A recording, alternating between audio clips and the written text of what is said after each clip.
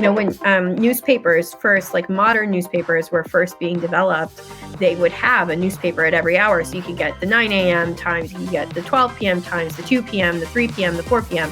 And they'd have little inserts, like some little kid would be on the side of the road screaming that there's a special insert and you need to buy it right now. And it's just off the press and it was written like an hour ago. The death of God is about the drying up of a horizon of meaning and of a whole form of human life.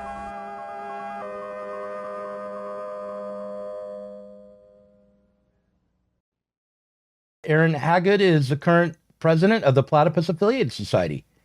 She's been a member of the organization since she was 17, and she came to the left through Platypus, which is a heterodox Marxist educational organization that has chapters on university campuses around the world.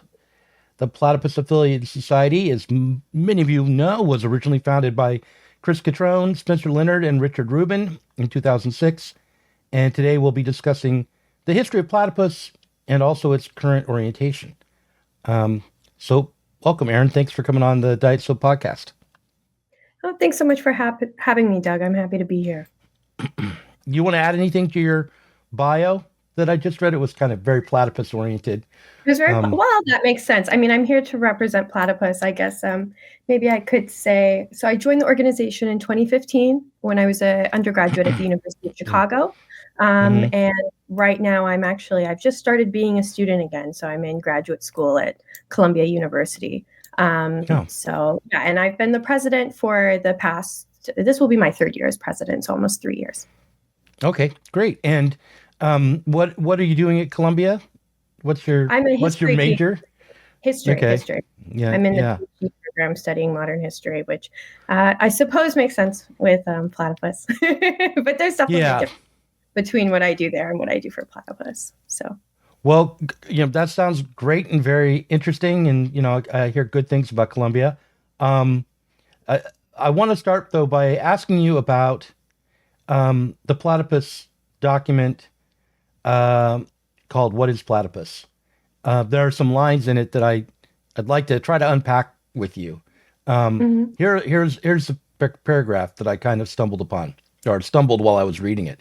In the history of the left, the dates 1848 and 1917, but less 1968 and not 1989, : the aftermath of ambiguous defeats and victories, : but more the insights yielded by defeats and the recognition of a present and a history that need not have been, for a future that need not yet be.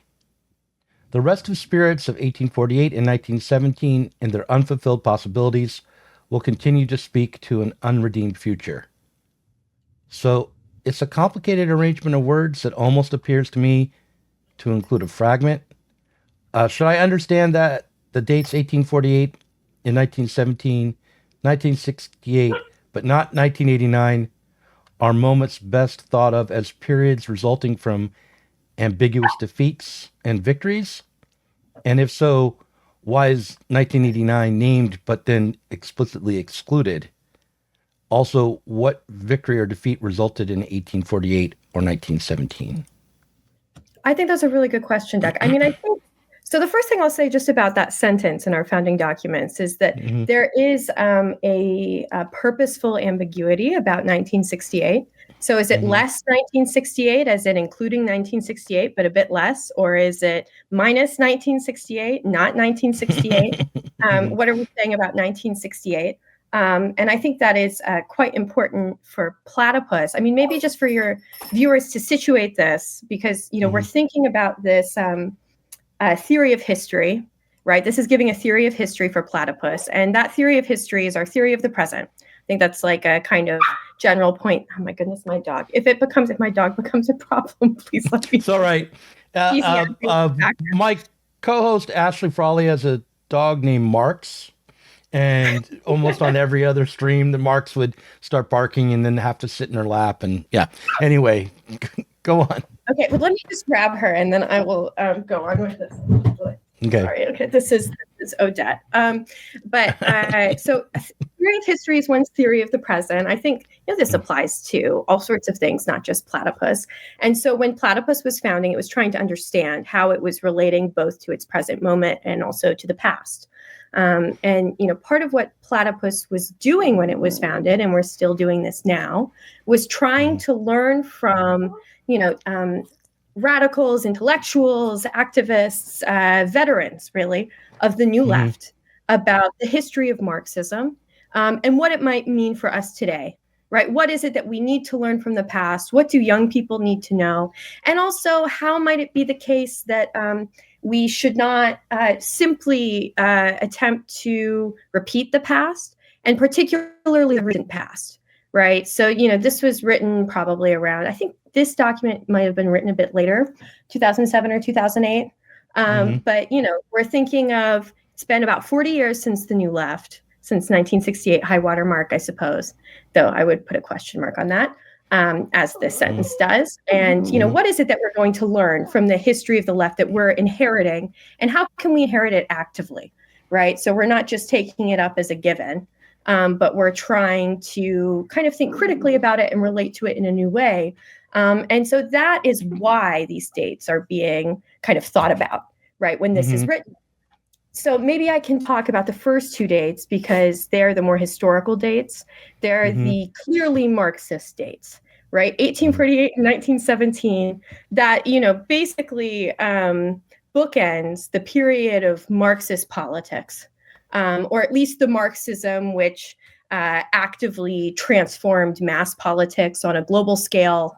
There's at least debates. We're unsure what the meaning of Marxism after 1917 is. And, the older people we would talk to would be having heated arguments about it, right? So that's the period of Marxism. And 1848 is really like the formative moment for Marx as a thinker, right? It's a transformation of his relationship to the ideas that he's taking, not just from Hegel, but from political economy and from French utopian socialism.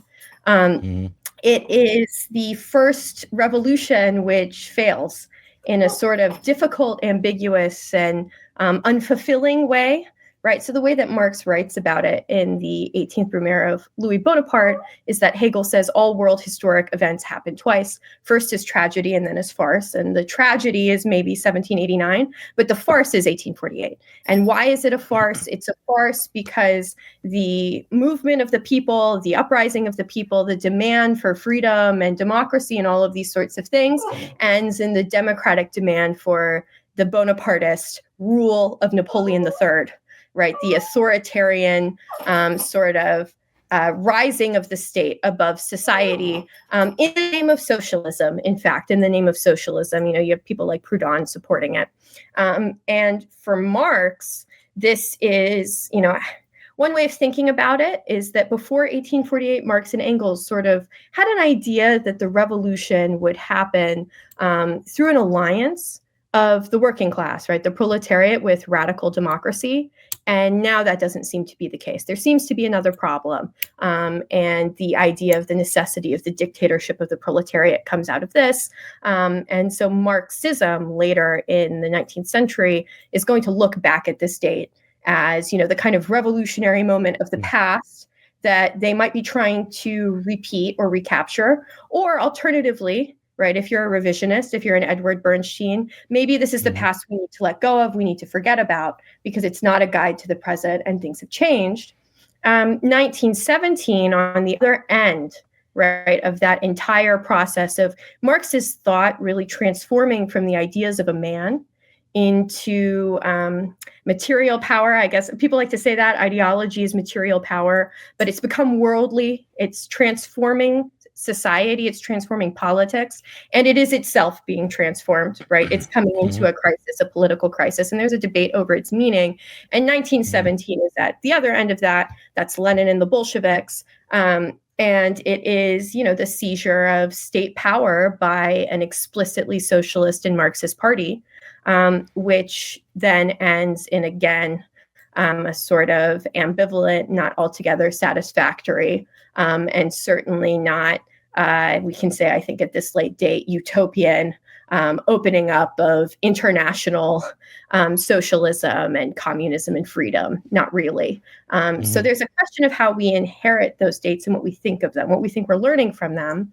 And for Platypus, we wanted to uphold historical Marxism, right, that entire period of history, as potentially an unfulfilled task.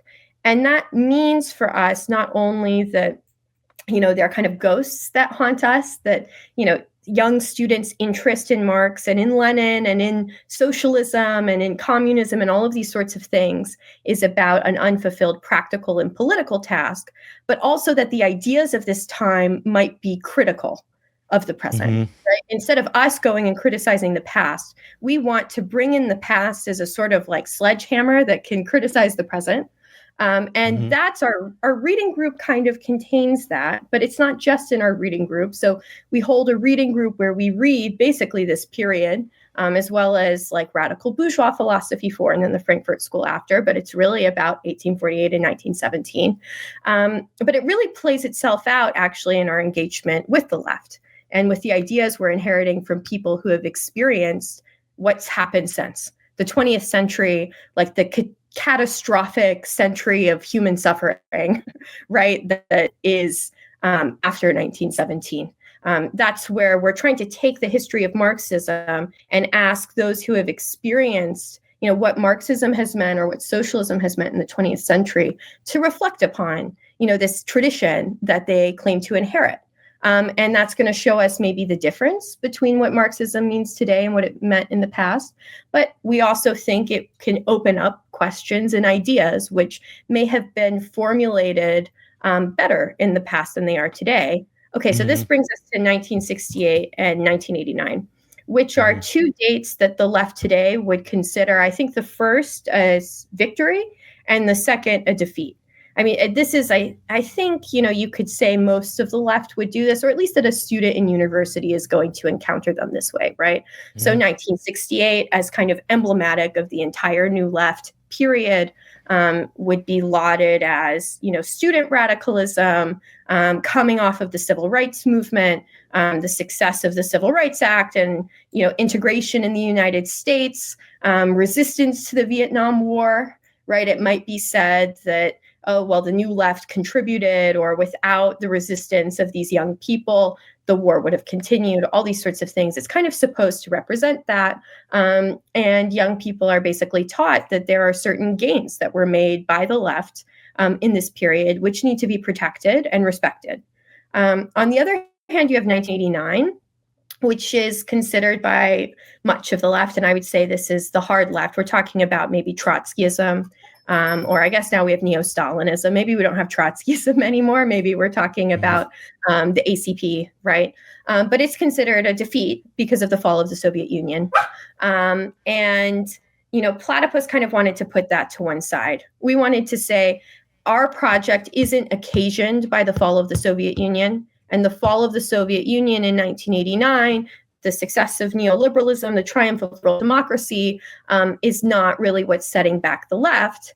And that, I think, entire constellation of historical moments, right, is really about trying to lay out Platypus's very highly peculiar left-centric view of history, which is that we want to think of our past and the world that we've inherited, right, as conditioned fundamentally by the absence of a critical left, by the failure of the left in the past, by the crisis of Marxism, rather than the success of the right, or the success of the 60s. Because, if we're saying that we're in such a problem today and maybe, we need to have Black Lives Matter or all of these, protests about police brutality, and we still live with all sorts of problems that we're saying the 60s had solved. And far beyond that, we're not in socialism. We don't have socialist politics. There's not an independent socialist party, right? We're not in a world where Marxism is going to guide us in terms of how to act politically. That maybe we also need to reinvestigate the apparent success of 1968. And this idea didn't even come from Platypus members. In some ways, it was being voiced by people who had experienced 1968, right? This is, I guess, the story that people usually tell about Platypus is a lot of the young Platypus students are in the new SDS. Students for a Democratic Society, which was formed in Chicago to protest American involvement in Iraq, the Iraq War under Bush. And they revived the Students for a Democratic Society, which was a major student organization in the New Left, founded in 1960 by Michael Harrington and others, and which also later protested the Vietnam War. And they invited veteran members of the SDS to come speak to them. People like Mark Rudd, who was at the head of the Columbia student revolt, right? And they said, don't do what we did. It didn't work. All of the ideas we had, all of the questions that we were asking ceased to make sense very quickly. Our organizations didn't last. You need to do something else, because what we did hasn't, issued forth the politics that we dreamed of as youths, right? Like, even in a very basic sense, they might not have a sense of exactly what it is that went wrong, but that conversation was happening. And Platypus wanted to sustain that conversation because we thought, isn't this actually vital to any sort of future for the left, for Marxism, or even for something which is potentially like post-Marxist, right? We don't want to say that the future is going to be Marxist in the way the 19th century was, but aren't we, as young people entering the left, seeing that the left is haunted by these questions, by these past failures and defeats, and that a conversation about the meaning of this history is not happening and absolutely must happen. Otherwise, we kind of thought, well, our peers are going to be drawn in to kind of the new action or whatever practice people are telling them to do. And they might be misled about what it means. And they're going to be burnt out in these organizations. And they're going to be left wondering, why did I ever care about Marx? And then maybe they'll go on with their lives. And all of the questions posed about capitalism, about freedom, about society, about, why it is that the horizon for political transformation today is so low, all of that will be suppressed for another generation, and we'll just be kicking the problem down the road to somebody else. So it's like a crazy sentence. I think it's a good sentence to pick out, because it is about like the complex relationship that we have today to the past. It's also in some ways really about ideology. It's about theory and thoughts and like what we think we're descended from, maybe even more than like what we do. But I hope that's an okay explanation. Yeah, it's a great explanation. I actually want to, a number of questions and responses arose as I listened to you, and I hope I can remember at least some of them. But one of the things that I thought as you were describing the relationship of Platypus to 1968 and the role that 1968 or the New Left played in American politics and world politics, let's just say it that way. One of the anecdotes that came to mind, which is really contemporary, is that my youngest son is now in community college, and he's taking a course in writing.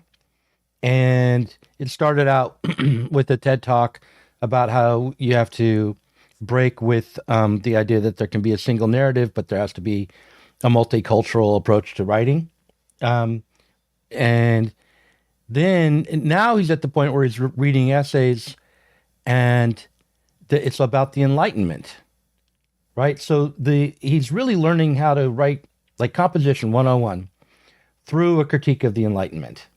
Okay. And one of the authors that they are having him read is Todd Gitlin, who wrote a so-called defense of the Enlightenment. And Todd Gitlin, of course, was a member of SDS, right? And so I would just say to you that if I don't think there's much of a chance that the questions of the left that were addressed by the new left of the 60s are going away. And that they're not, it's not just the left as it conceives of itself that's haunted by these questions, but anyone who wants to get any form of higher education, and possibly just anyone who's in our society at all, because these things, you can find remnants of the new left and these struggles everywhere. And not only that, the answers that they gave everywhere. So I just wanted to make that observation. On another anecdote that came to mind is when Sublation started, I left Zero Books, which was a UK publishing company, and started my own company with the help of a number of people, including Chris Catrone, though he didn't financially contribute. We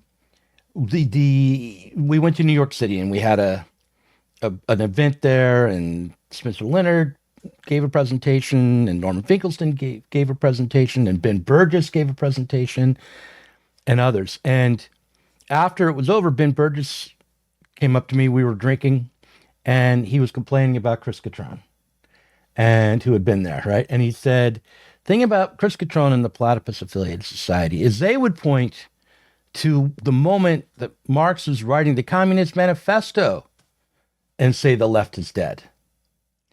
And I thought, oh yeah, well, but listening to you now, I'm like, well, in a way, didn't Marx write the left is dead in 1848? Wasn't the start of Marxism kind of that observation? So that's my question to Ben Burgess, and now also to you. I think that's a really good question. I mean, it does make me think about, what the left is.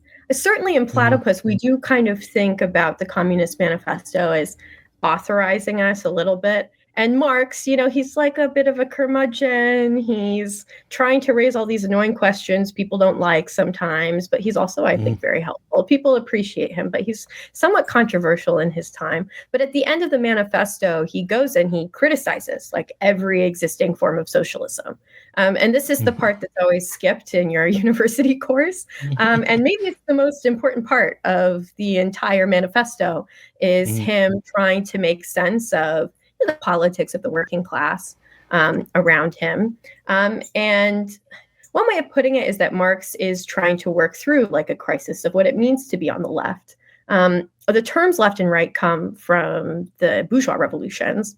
Specifically, they come from the French Revolution. I think I've even heard you guys talk about this on Sublation before, so your viewers might know this, but just for the benefit of everyone watching, right? In the National Assembly, in the French Revolution, there was kind of a left and a right side, and the people on the left side were kind of like, rah, rah, let's go. We need more change. There's more that we can do. We need to further the revolution. And the people on the right side tended to be more conservative. And this mapped on to like quite a few different historical questions, right? So it was things about the war, right, of the Second Coalition, and when the British and others in Europe are trying to fight against the revolution, but it also had to do with other kind of political disputes. And you can even find, this is just the historian in me, but you can go and you can find pamphlets that are like a letter to my old aristocrat friends from someone who left the right to be on the left. And this is why you need to be on the left of the French Revolution. But you have this dynamic actually also in the bourgeois revolution more generally. You would see it in the English Civil War and in English politics in the 18th century. And you can even find like a little writing by James Madison about party in the American Revolution and the split between those kind of around Jefferson and Paine and those around Hamilton and John Adams, and their different kind of view about what's possible in terms of, being a republic, a revolutionary republic, people governing themselves, and all these sorts of ideas. So in Platypus, what we read about this in our reading group is Leszek Kolakowski's On the Concept of the Left, which he's writing. Oh goodness, I'm going to get the date wrong. I think it's the 60s. It's like the early 60s. Don't quote me on that. I should know better. No, I'm pretty sure you're right, but okay, I'm pretty sure I'm right. And he's thinking about communism. He's thinking about Poland. He's thinking about the Soviet Union, and he's thinking about how, although we live in a world where people claim to be socialists, or they claim to be communists, or they claim to be like liberals or anarchists, what we don't really have is anyone claiming to be on the left, and we don't have, what was it that the left had that we don't have today? Well, it was utopia, and the left sought to use utopia or the imagination of utopia as a tool with which to transform the present. And it sought to find possibilities for transformation, right? For changing things about our society and our politics towards the end of freedom. Whereas the right tended to judge that, no, there aren't as many possibilities. And in fact, sometimes they would actively repress possibilities for change because it was seen as dangerous, right? Or potentially leading to some form of chaos or war or political crisis. And, in that essay, Kolakowski is thinking about how, well, what we're really missing is the left. And I think this is important for the New Left. They called themselves the New Left. They had the New Left Review, right? They're thinking not about being the communists or the socialists, but they're thinking about, well, how can we have a critical as opposed to an affirmative view of reality? How can we find possibilities for transformation as opposed to kind of apologia for the status quo, right? The Frankfurt School has a good way of putting this. They talk about the worship of the accomplished fact, that this has happened. And Platypus takes that really seriously because it means that potentially in the 20th century, what used to be the left, or what has gone by the name of the left, has in fact become the right. That in worshiping the accomplished fact, in apologizing for current forms of activism, even current forms of protest or resistance, right, which might, be completely like morally understandable, or, I understand all the sorts of reasons people do this, but that in doing so, what's been lost is a critical left. And that the loss of this perspective, the loss of this way of thinking about our own social practices actually closes off possibilities in practice. Right? Because we, understand our activity in a certain way, the possibilities for it changing are kind of in some way affected by that. So yeah, Platypus would think that, well, Marx is actually in a way trying to reconstitute the left. That's the point of Marxism, is to reconstitute the left. And that maybe that's the point of, Lenin and the Orthodox Marxists, right? And the debate that they're having in the party theoretically. Yes, this is an attempt to reconstitute the left as a kind of critical point of view. It's kind of written about, like, the importance of theory, I think, can go like maybe unspoken, especially in the more strictly political writings. A lot of the writings of theoreticians of the Second International are, they're trying to intervene in politics that are happening right then. They're trying to move the party. They're trying to sway people. They're trying to do all sorts of things.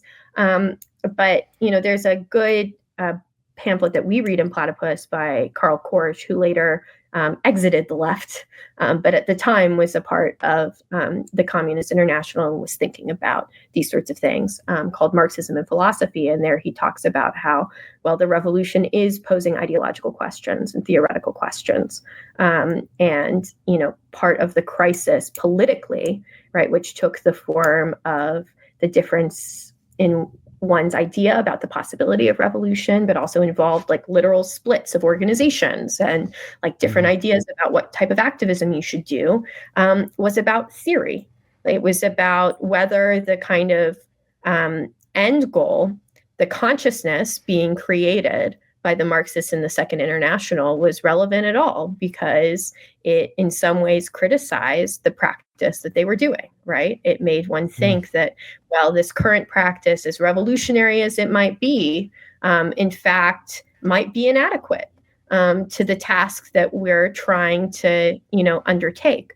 The real difference between like Lenin and Marx and our own time is that like they are thinking through this problem, really mediated by the parties and organizations they're a part of. Like obviously Lenin's in the Second International and then the Third International, and there's a party and there's a workers' movement, and they're having debates about the meaning of actual political activity that their parties and all these organizations are doing. I mean, for somebody like Marx, there's the Communist League, and then later there's the International Working Men's Association, there's Chartism, there's, utopian socialism, which is to different extents in different places it is organized. There's like the Revolution of 1848, later there's the Commune, there's Louis Blanc and Blanqui. And we kind of lack that, like in a really vital way. That's sort of, I don't know. Today, like intellectual discussions happen at universities.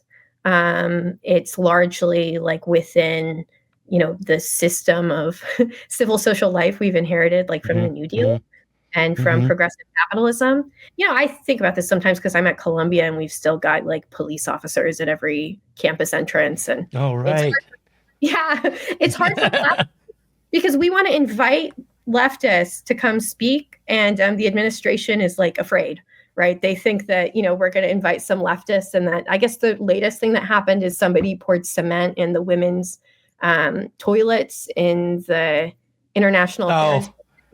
I know. So they think so gross. It's a problem. But okay, I want to interject here and say a couple things about what you're saying, because first of all, as you described the left, and then moved on to today, and raised the point that socialists and Marxists in the 19th century and even into the early 20th century were operating at a time when there were vibrant working class parties and civil society organizations struggling for socialism, as opposed to today. It occurred to me that often enough, I suspect that when people hear us talk about that, like I talk about that with Spencer Leonard often enough, Chris Catrone, others, they think of that, the difference in terms of maybe something like material power or political power, like because there were basically troops backing up Marx, all these workers were on his side, then he could think about things and do things that we can't do today. So we need these troops now, right? And once we get our troops together, we can do politics again.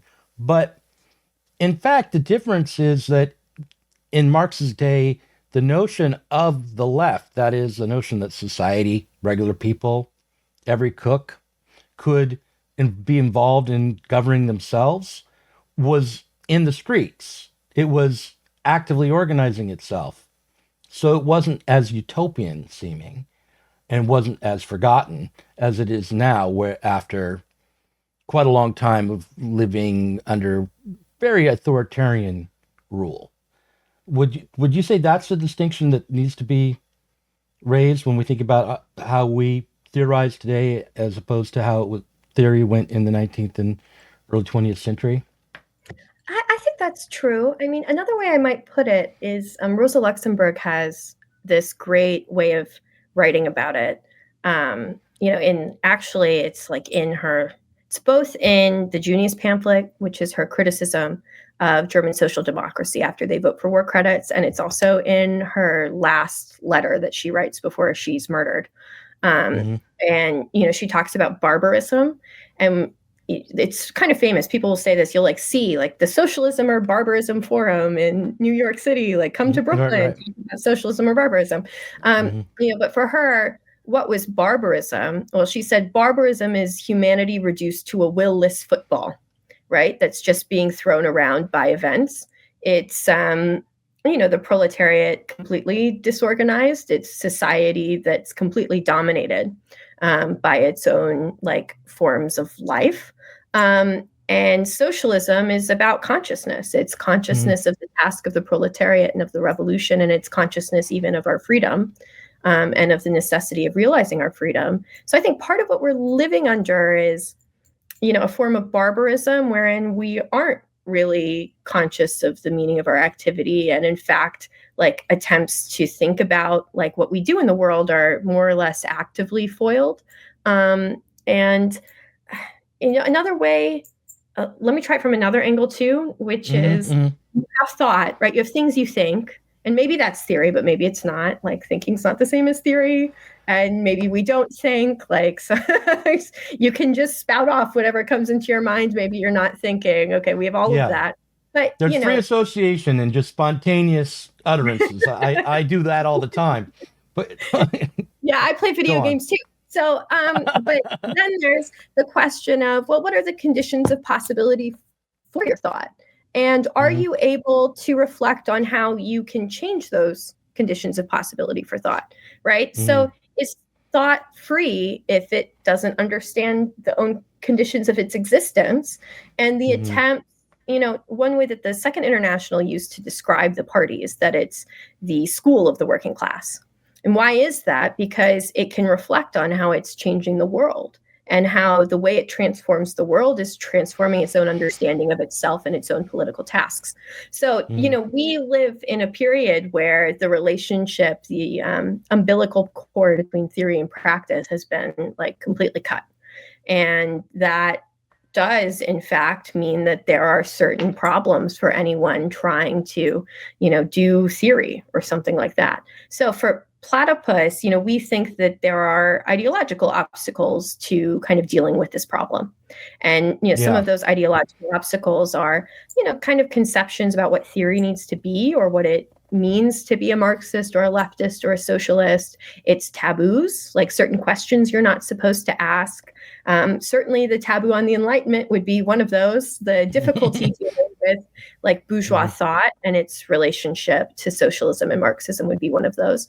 And Platypus wants to make it possible to kind of work through these different ideological obstacles, which have a right to exist, by the way. So it's not like we're saying, oh, like, I don't know, everybody else on the left is, a dummy and we're the smart ones who know what Marx really is. Like the reason that, all sorts of these ideas and ideologies still exist on the left, as absurd as they might seem, and sometimes they do seem absurd, and not just to me, like to students. Students will come up to me and say, what on earth is this? Like, why are you having a conversation with people about Trotsky in 1925? Like, why do people think this is relevant? Why is somebody coming and telling me that I need to understand like Joseph Stalin and Lenin on the national question? Like, so it is, there's like a sort of absurdity to it, but they do have a right to exist because they tell us something about reality, and maybe they tell us something different than they believe they do. As in, maybe instead of telling us about what we ought to do today or how to renew the left or what the right political program or line is, maybe they tell us about, the problem of the death of the left. Maybe they tell us about how the present is conditioned by a past that hasn't been worked through. And so Platypus wants these insights like actually to be allowed to express themselves, right? So we do the reading group where we read the history of Marxism and the history of the left. We have discussions with students on campus in our coffee breaks. And then we take, like, as a group, we go to these panels and we invite other students to them. And we want to ask people on the left to kind of discuss the meaning of their ideas and what it means that the left today is the way it is. And I think when it's successful, it leads to these sorts of discussions. I mean, I was just thinking, because of what's happened in the news, like, okay, maybe we're going to talk about some of this Gaza stuff later. I don't really know. So I read the I wanted to segue into the article that you wrote. And so this is a good moment to do that. You have written a work called Have We Unlearned How to Learn, 1968 and Today, right? And so I think our conversations led right up to this point. You were just setting the ground for this a moment ago. And I thought it was an interesting title for an essay that begins by examining the pro-Palestinian movement. So like you say, have we unlearned how to learn 1968 and today?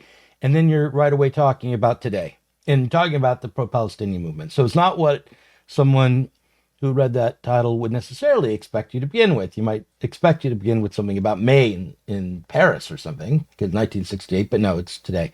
So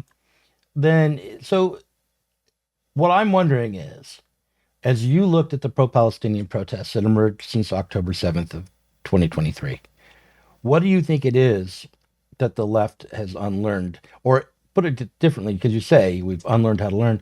What does it mean to say that the left has unlearned how to learn as a response to the pro-Palestinian protests that were at Columbia, where you are? So that's my question.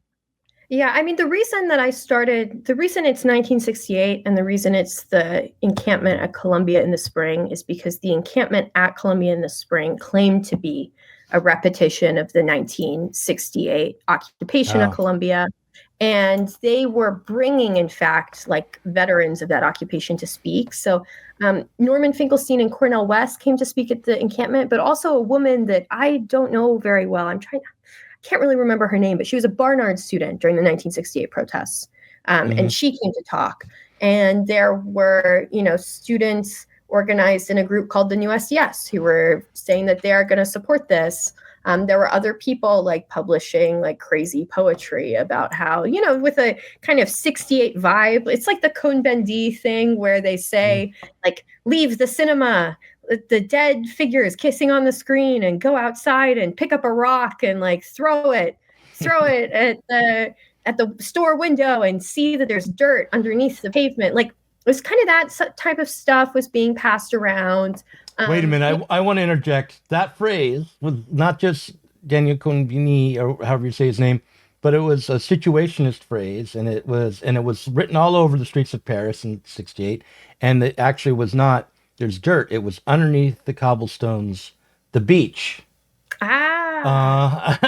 So that has a number of interpretations. It's the beach as in like a vacation, Brigitte Bardot, but also the beach is like something you storm, and so in a war. So like Normandy.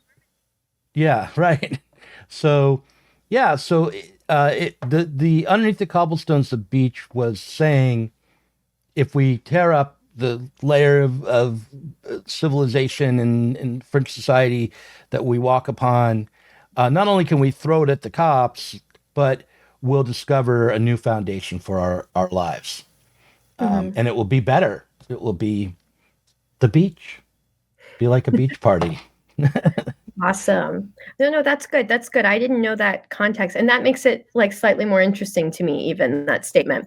But yeah, so these sorts of discussions were happening around. It was like, it's 1968 again. So that was just like even how the kids were understanding themselves in the encampment. They were talking about 68.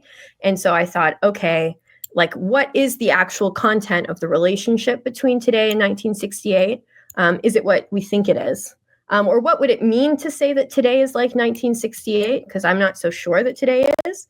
And it made me think, well, it would actually mean to say that we're in a moment sort of after a crisis, that we're in a moment of like, raging against the machine after a feeling of political defeat, that we're in a moment of fragmentation, that we're in a moment where, the kind of last memory of the problems that the New Left was inheriting from Marxism about, and I go into this with Rudy Duchka, the relationship between spontaneity and organization, right? That these things are going away and they're dying. Like Rudy Duchka actually died, but that even more broadly, people are not going to be thinking about kind of the deeper questions that they had been grappling with in especially the SDS, because 1968 at Columbia is about the crack up of the SDS and how the SDS changes after the 1964 US presidential election, leading to the rise of Black nationalism in the New Left, and the split of the SDS into the Action Faction and the Praxis Axis, and their kind of reorientation towards the Vietnam War protests. So I wanted to think about that. I also thought it was coming up on our panels. So we did a panel at NYU that had Eva Porter, who was part of the encampments, Joe Whitcomb, who's a young member of the DSA, Dan Lazar, who used to write for The Weekly Worker and I guess used to write for us, and Norm Finkelstein, who was obviously like kind of the, person who was being put out to represent the left at these encampments. And at that event, Norm said, well, in 68, it was, we are all Duchka. And today it is, we are all Gazans. We're all Gaza. And this was kind of his rejoinder to Dan Lazar, who had said, well, the strange thing about this war is that there's no left. And maybe there was a left and the right in the Vietnam War. I thought there was, but today there is no left at all on either sides of this war. And I thought, well, okay, what is this really about? This is about the dissatisfaction that students have with the neo-social democratic turn that the millennial left took. This is about a dissatisfaction with Joe Biden as the most progressive president ever. People were writing in a ceasefire onto ballots. This is about action against the bad ideas that they think that the students just 5-10 years older are trying to tell them. It's no, stop talking, act now. And it's really an epiphenomena of the kind of broader experience of, maybe abortively trying to remember Marxism through, as in, inherited from the New Left, that the millennial generation had undertaken. And for Platypus, like I was thinking about how can members of Platypus learn from this? Like, how are we in Platypus going to be able to, because we really want to host a conversation on the left. Like, we want to have every brilliant leftist, every older person who's had experiences we can't imagine, like on a panel. I like really believe like anything that I would want to do politically to like make the revolution or whatever, I really believe that somebody has already tried it and that they've learned something from it that I need to understand.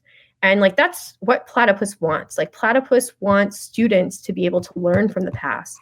And can that be done if the demand is to act now because everyone's dying and you can't think, you just have to act?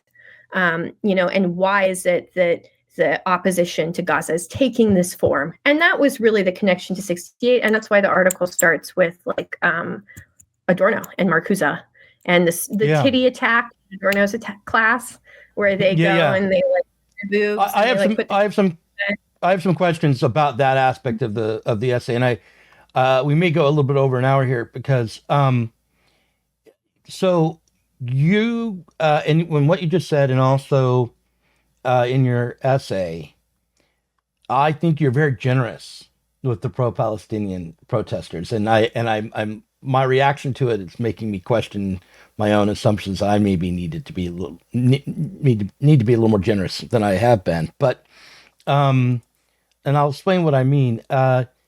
You seem to question whether or not the protests were spontaneous in your essay, but you decide that it seems to me that we should just grant that they were spontaneous, even if they were also somewhat determined by history. And I would just add to, I'm gonna, you can take issue with my reading here, but I want to ask you if it would change your analysis at all if you were to discover that the protest movement of the last year and a half or so was actually the product of USAID. And what I mean by that is I'm not saying that they really were directly that, but Jewish Voice for Peace has ties to the Tides Foundation, which has worked in collaboration with USAID around 20 times in the 21st century.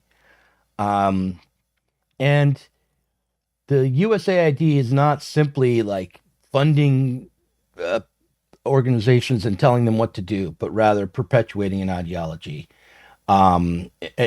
which is generated elsewhere and it takes up for its own purposes, I think, and same with Jewish Voice for Peace.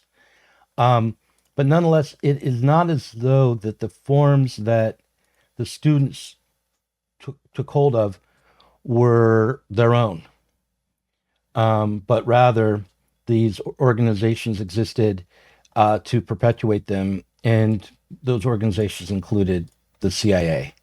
So I'm just wondering if you included that thought in your essay, if that would change how generous you are with the protest movement of the last year and a half. Well, I guess I did have a sense at the time that, okay, this is about the Democratic Party and the students there are basically disgruntled Democratic Party voters. Obviously, a lot of money that comes from USAID is going to like NGOs and like the Democrat world, right? That's kind of what USAID started as like a post-war, Cold War way of America developing the world, right? Like billions of dollars to Taiwan, like whatever. And today it funds all sorts of things. Like it probably funds like people's, university trips for their PhDs. It funds, activist organizations. It funds NGOs. It might, it maybe funds wars too. And sometimes the pallets get lost. And then, the Serbian army has all of our aid that we were going to give to the citizens. But oops, so all of that happens with USAID. I mean, I had a sense that the Palestine protests were definitely coming from the PFLP, the People's Front for the Liberation of Palestine, which has ties to the Jewish Voice for Peace. I knew that these organizations all pre-existed. That was something that was important to us in Platypus. We thought about how, there's not really new organizations being created out of this, but actually people are just leaving the DSA, mostly in America, it looks like that, or the YDSA, and they're, joining different like NGO activist organizations there was a lot of like Black Lives Matter people speaking at this encampment. Or there may be a few of them are joining like these kind of sectarian groups, right? Which most of which had pre-existed. So the Revolutionary Communists of the America was the international Marxist tendency. Even the ACP is like they kind of Midwestern Marx, and they tried to take over the old CPUSA. So there's not like new organizations. I think that's right. It's like a kind of destruction of old forms of organization on the left. And what I was really thinking about more than like the specific groups was like, why is it that students who, come to Platypus events and come ask questions and come to our reading group are like in this encampment thinking about 1968 and what do they need to know?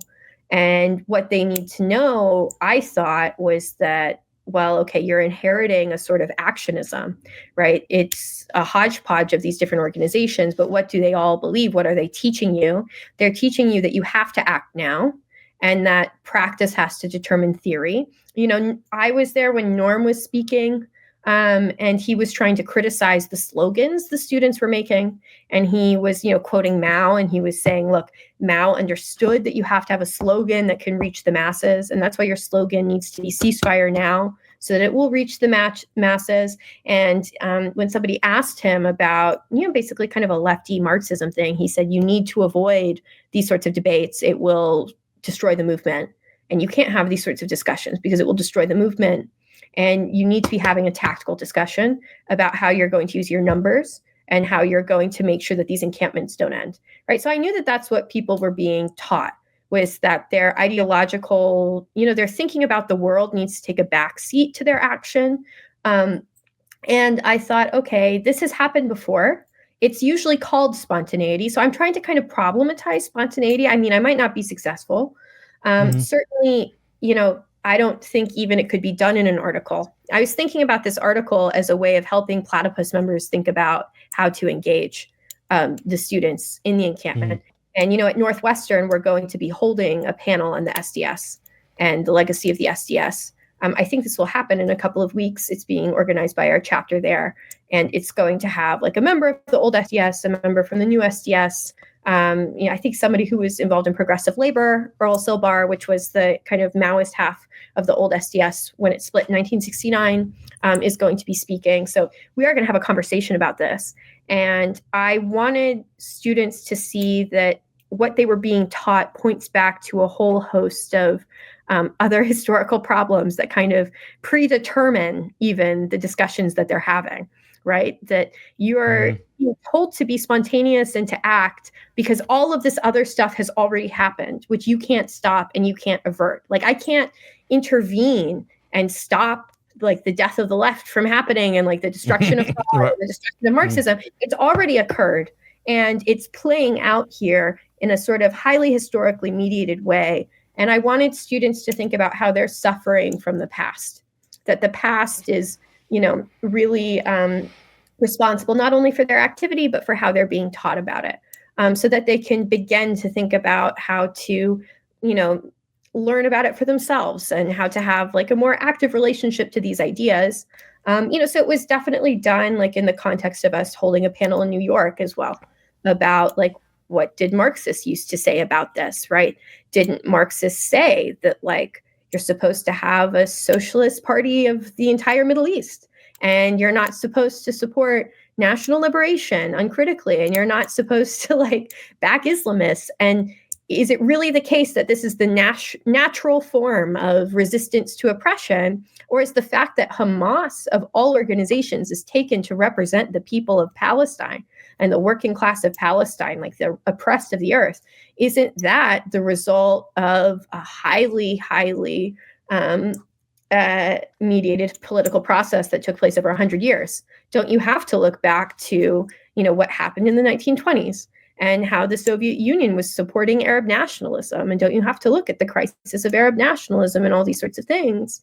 And shouldn't you try and learn about like how the world around you was created? Because what we really have is just like, the organizations that were doing the Palestine stuff are now all like anti-Trump resistance. That's like the protest they're doing on campus is like Stop Trump. And to me, I thought, well, really? Yeah. That's what the USDS is doing. They're doing like are they out to try to protect the USAID on Columbia's campus? Are they like joining in with Trump is a dictator, his attempt to shut down these agencies is fascism, and we have to oppose Trump and protect the USAID? Is that happening? I don't know how much they talk about USAID. I mean, because it's been they had a protest a bit before that started, but certainly it was against Elon. It was about Doge. It's the billionaires are going to destroy the government, and that's bad for the people. It was also the immigration stuff. So, it's that sort of thing. But yes, it's the same organization. So the new SDS, which was doing the Gaza encampment, right, is the one up with the anti-Trump poster. It's like the same student. So like the same student will be in all these different organizations, right? It's like one girl running like JVP, Students for Justice in Palestine, new SDS. Like there's a lot of overlap. So that's where like the kind of student activism has gone, is now we need to get ready to resist Trump. As I've watched Trump in office for the last, 3 years now? Oh no, it's 2 weeks. 10 years. 8 years. Right. I have really felt as though the difficulty is not that there is not enough, that there's too much opposition to Trump. That isn't the problem. The problem is that the form that the opposition to Trump takes is so distorted and in the service of the dying corpse, a slowly rotting corpse of the Democratic Party. So like in this moment, it seems to me that to walk away from the Palestinian issue is a big mistake. And I just feel as though it's very frustrating to hear that is how the protests are going at Columbia. I want to also confirm to you this idea that you've raised, which is that a kind of actionism took hold. Obviously it did. I can report in from my post on Twitter, meaning like that's where I do battle, is on Twitter. But I was told by many people who are part of my milieu that if I wanted to criticize the Palestinian protesters, I had to go and participate in the Palestinian protests. And I thought to myself, oh yeah, that would be a perfect spot for me to try to, convince people of my point of view, is to walk into the encampment and say, hey, you're being misled and the way this is going isn't going to work. Like they were not going to be able to hear that. I would, be called a Zionist or whatever. So, but it was a way to shut down all criticism of the encampments to make that claim. And what was the claim made? And it's like, we must take action. If you are not taking action now, you are allowing a genocide to unfold. You are like a Nazi, basically, or someone who refused to oppose the Nazis. That was the rhetoric. So that's, that was definitely reproduced in the last year and a half, that actionism. But I wanted to ask you to put it in the context, as you do in your article, about Adorno and Marcuse, and how they saw the same dynamic in the German New Left and how they responded to it. Just one quick comment, Doug, on the encampments. We weren't able to do the teach-in, which my article is based on, in the Columbia encampment. But funnily enough, we gave it at the New School encampment. So we were in the New School encampment. There's a video online. It's like filmed like for Instagram or something with a phone. And somebody announces it in like a megaphone. And then I give the talk, and Eli Zaretsky is there, who's a professor, and there are students. And we have a discussion about how maybe what we're seeing around us isn't the left, with students who are here and you're like surrounded by it. Oh, right. And so that was funny. It was a kind of a funny thing. So you actually did what I was told I should do, which is go into the belly of the beast to try to deliver a critique. I mean, I don't know that it was really about that. It was also part of it was that there was no other way to like host an event at the new school. And this is part of what's happened. And this happened in the 60s too, by the way, right? Habermas has a book from 1969 called Toward a Rational Society, where he's taking up the demands for the democratization of the university that happened in the 1968 protests. And he makes the point there that the new left students, like through their protests and demands, might actually further the bureaucratization of the university that they're stating they oppose. And that was definitely happening. I didn't want to go in and like criticize the encampment exactly. I wanted to help, our Platypus chapter at the new school and the students there, and students who had come to see the encampment, and people who were participating and were thinking about how they were learning about the left, right? To think about what the meaning of the 1968 metaphor was. That was really the point. And I think, I don't know, it was weird. Like, it's not how Platypus normally operates. Like, we don't normally go to like protests and give our events there because it's not usually like the right environment. But, the new school had been going through a long period of like student strikes. And so there was sort of a culture also of having teach-ins in this like cafe type area in the new school that had started back during the student strikes. We had a panel about that too. And, people were talking about the Red University, like maybe the new school will be the Red University, like Nancy Fraser would come down and give a talk. So we were that was like actually the context for us doing this. In a certain sense, much more than the direct encampment, which is, I think, why it happened at the new school, not at Columbia. Because at Columbia, the encampment was just like, I would get stopped and I'd have to like read off a list of rules and like prove I understood the rules to like walk in and just observe what was happening. Wow. So it couldn't have really happened at Columbia. So there we just did it in a classroom. But oh goodness, we were going to something else. Can you remind me? Yeah, I'll ask you again. I mean, it was just a matter of like, look, we're coming up on an hour, so maybe we'll talk about some of this in the second half. But, the German New Left, putting aside the particulars and the details and the scandals of the time, the disagreement that arose between Marcuse and Adorno was about the character of the New Left. And here's how I wrote down the question when I was reading your essay. It's the disagreement was about whether the New Left could enable or be transformed into a new right, or whether the inner contradiction within the New Left would make such a transformation impossible.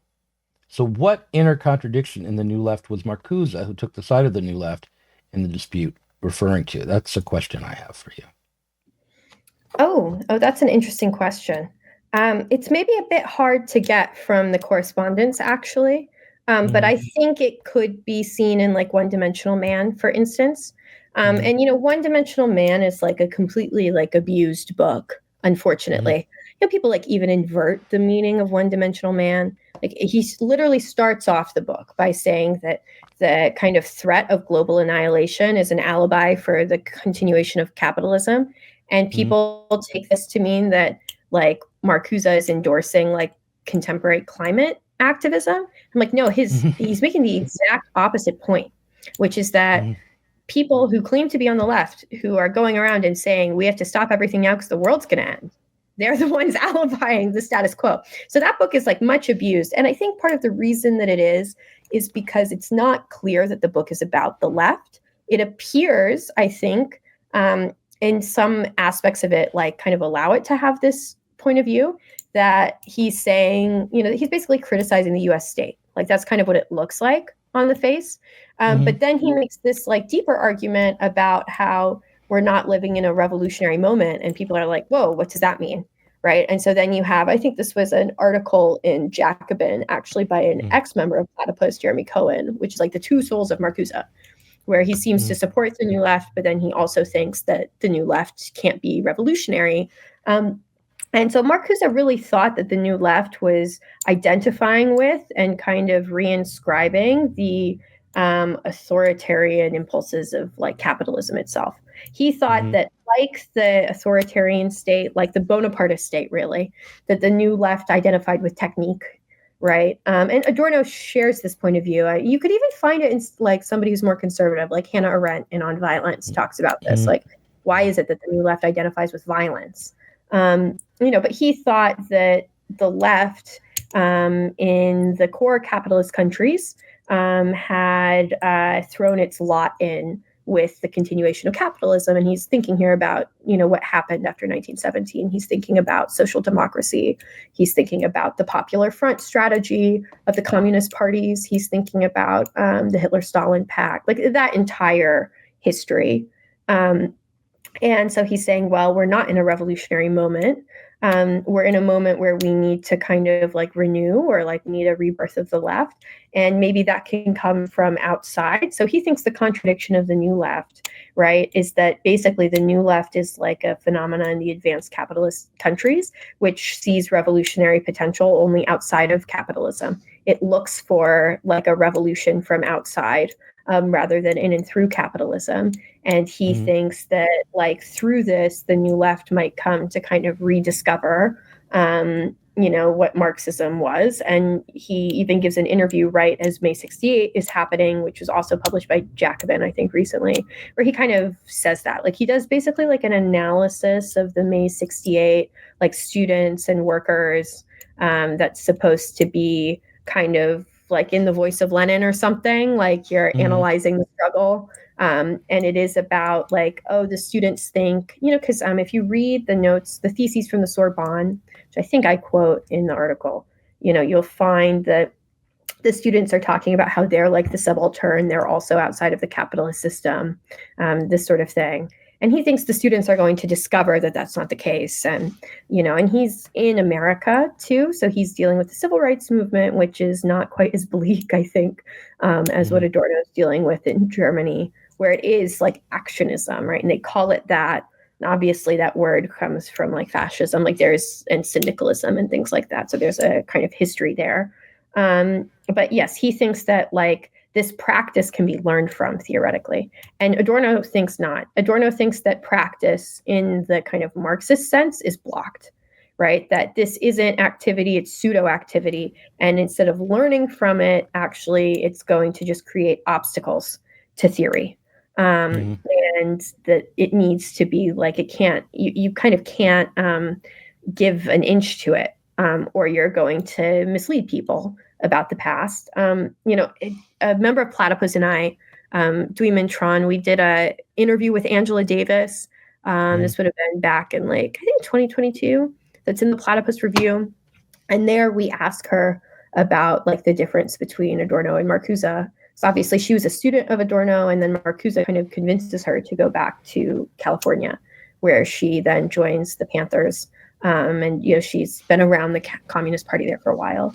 And what she said is that Adorno told her that, everything that was happening around her was because of a failure in the past, and that she needed to dedicate herself to understanding that failure from the past and theory. And Marcuse told her that she could learn in and through the present struggle.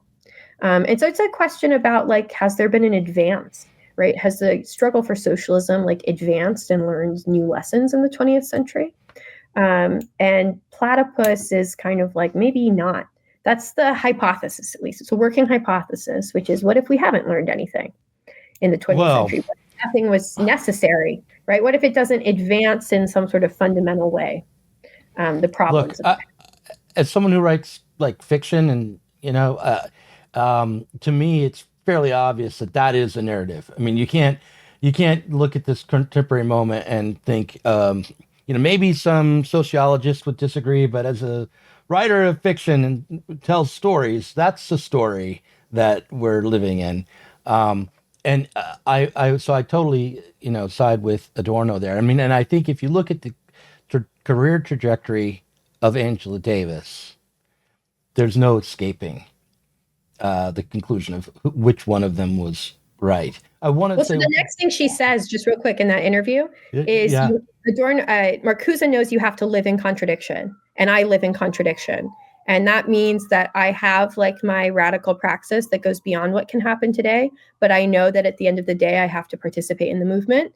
And that means participating in like abolition feminism, or, the anti-Trump movement and these sorts of things. So that's like, it's right there. Like, and this is Platypus, is like, you look at the stuff that we have on the record, right, that we've written down and published, and like students have like, struggled over, and you just see the catastrophe of the last 100 years, like on the page.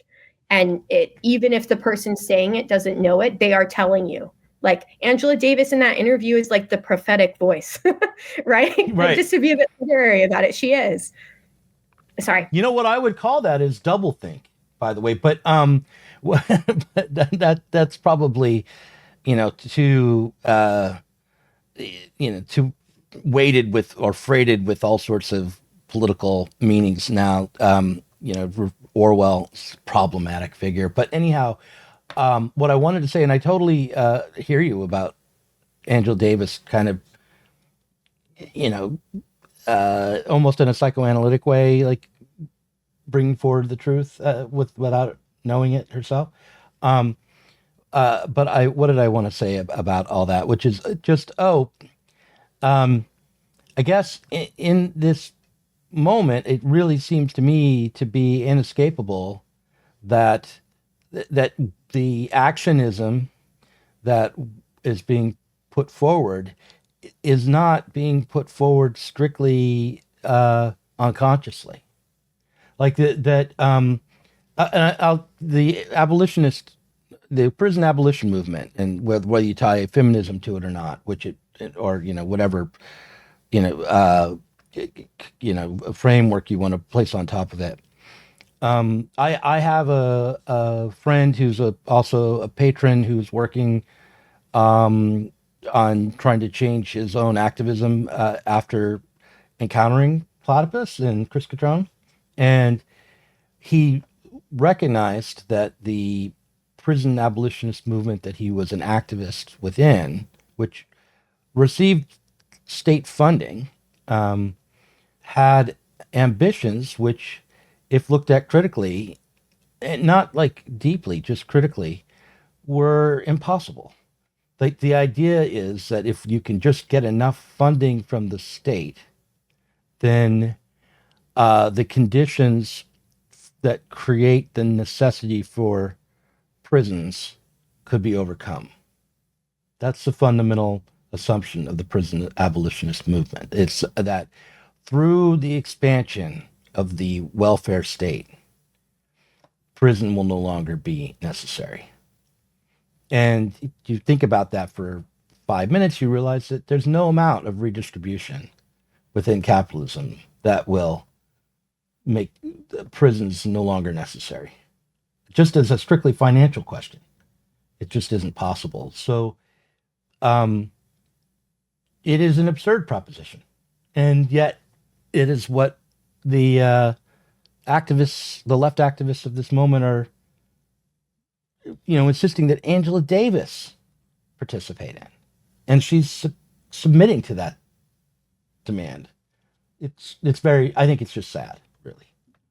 Well, and people kind of know this is a problem. So there's a professor at Columbia University who is kind of aware of Platypus, I think. He used our Angela Davis interview, actually, in some seminar he did. But he's doing a seminar right now about Marxism, and he invites people to talk about these things. And he's been doing this for a while. And he's like a leftist. He's kind of maybe got some anarchist sensibility. He's really into postmodernism. I used to work at the law school, actually, as a secretary for a while. It was my first job after college. And I worked for him a couple of times, like just sending stuff to help people get off of death row.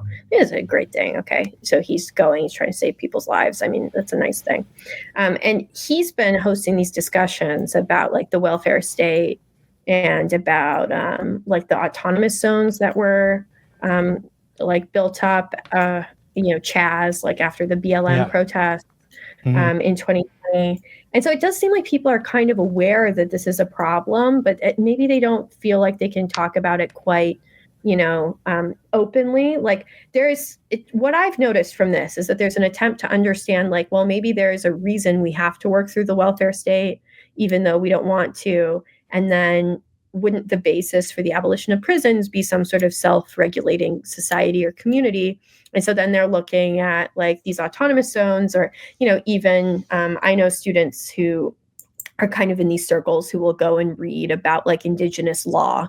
And it's supposed to be a way to kind of understand like how it is that we can overcome the social crises that lead to prisons. So people kind of know this is a problem, but it's because, they really do feel as though they have to like support the activism. That's the point of their thinking, is to like justify the activism.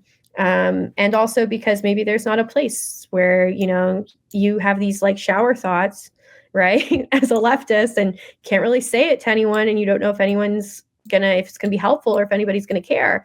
And so they kind of just remain under the surface. I mean, that's something Platypus, like we would want to host people actually who are thinking about this problem, like who are in prison abolition, and they have these sorts of like, why is this happening?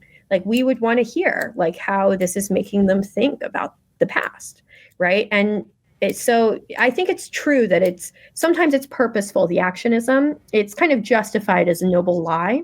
And that's a problem because students don't know that it's a noble lie, right? You might know that you're telling a noble lie to somebody, but the 18-year-old you're talking to has no idea, right? They think it's just, oh, this is the truth and it's speaking to me right now.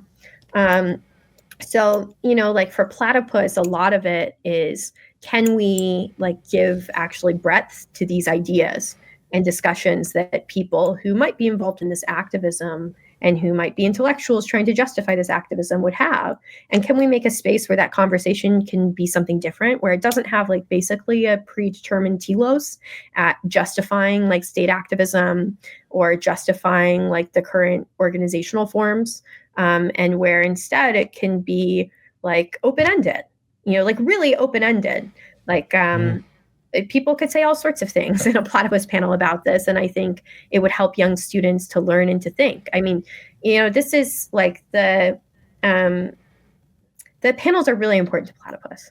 We can't teach people.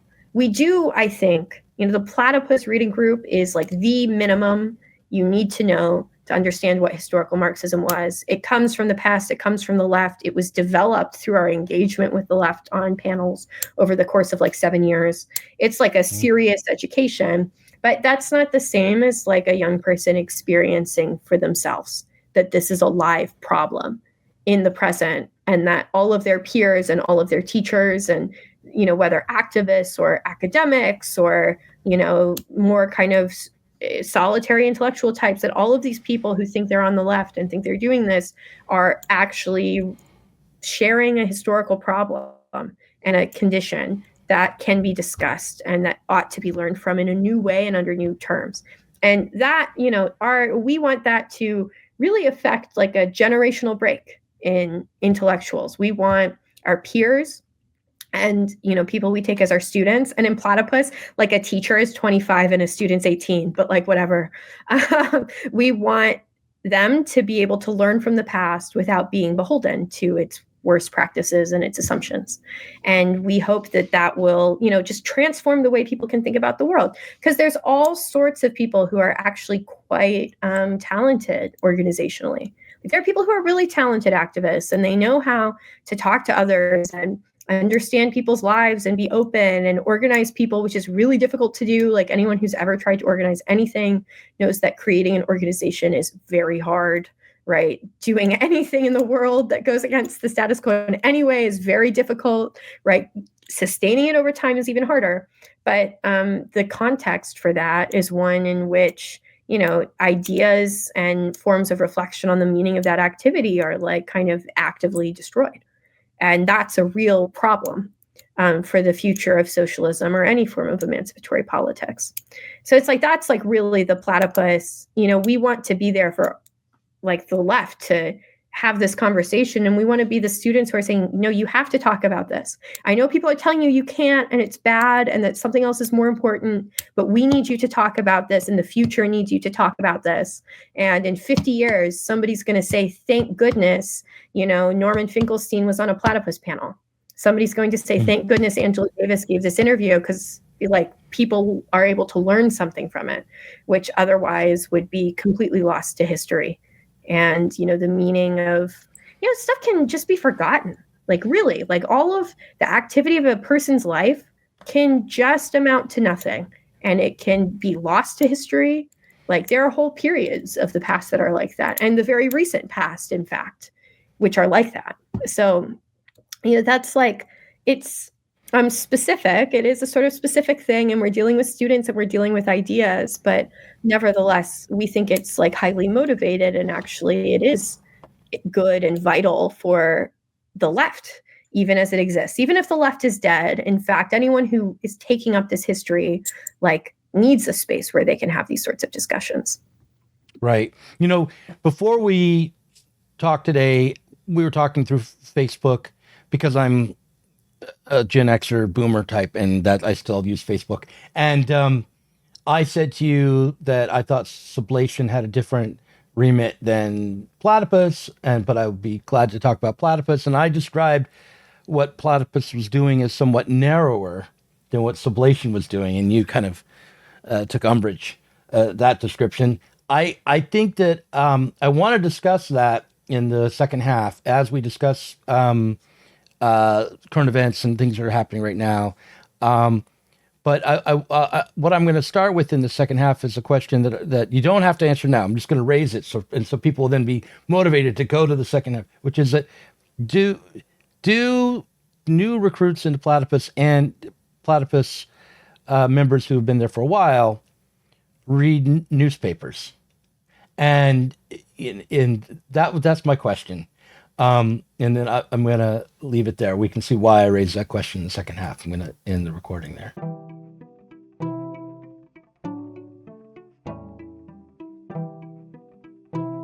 If you enjoyed this conversation, please do consider supporting us on Patreon. Our patrons help to make sure that Sublation Media can continue to provide interviews, videos, books, and articles that are critical of the left from the left.